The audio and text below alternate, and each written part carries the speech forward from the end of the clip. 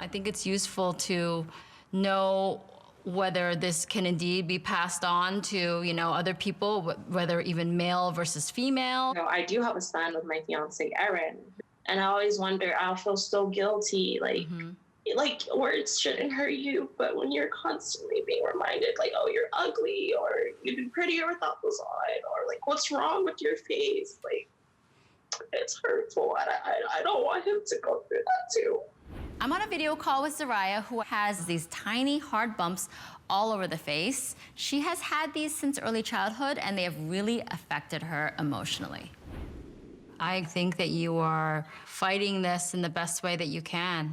Now, in terms of what I see on you, I see that they're mainly around your nose, around your upper lip, in your medial or your middle of the eye, and around your brows here. But I don't really know exactly what it is at this point. There are probably about 5 different things that come to mind and that most of us dermatologists would think about in this instance. But I think it's very important to have a biopsy, which would actually serve 2 purposes. It will take it off and make it flat.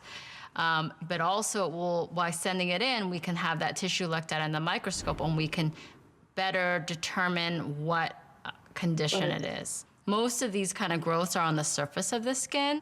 You don't want to scoop these out, because then you're left with an indentation instead. And you don't want that kind of thing either. So there's a perfect balance of trying to make it as flat as possible. The risk is with that is that you don't get all of it, and then there's a chance it can somewhat grow back a little bit, or that you can get new ones.